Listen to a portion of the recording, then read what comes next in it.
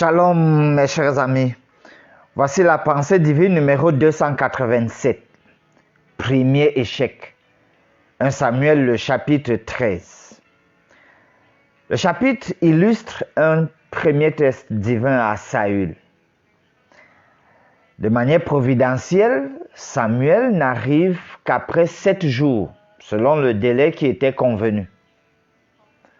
Car c'est le prophète qui devait offrir des sacrifices et donner donc à Saül des instructions avant de se lancer au combat. Malheureusement, Saül n'a pas pu attendre. Du coup, Samuel l'avertit que son trône ne durera pas. Parce qu'en fait, c'est la justice, c'est la crainte, l'obéissance à Dieu qui devait affermir son trône. Mais il n'a pas pu. Ça fait quand même réfléchir ici. Parce que la leçon à tirer pour les leaders, la patience, ne pas être dans le désespoir, ne pas être désorienté. Lisons les versets 8 et 9. Verset 8. Il attendit 7 jours, selon le terme fixé par Samuel.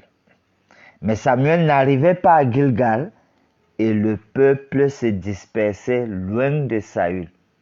C'est-à-dire que Samuel, à un moment précis, devait d'abord offrir les sacrifices et maintenant engager donc le peuple pour la bataille. Mais le premier jour, Samuel n'arrive pas, le deuxième, le troisième. Et quand Saül voit comment le peuple ne fait que se disperser, verset 9, alors Saül dit, amenez-moi l'holocauste et les sacrifices d'action de grâce. Et il offrit l'holocauste. Il fit ce que ce n'est pas lui qui devait faire.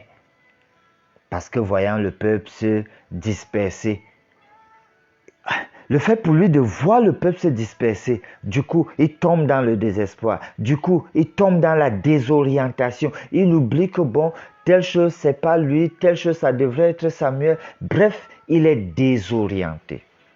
Ceci nous permet de voir, chers amis, que lorsque quelqu'un tombe dans le désespoir, alors il ne fait plus attention à ce que Dieu dit, il n'obéit plus.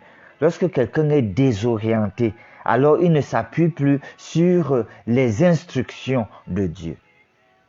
Il nous faut donc garder présent à l'esprit les instructions divines, qu'il pleuve ou qu'il neige.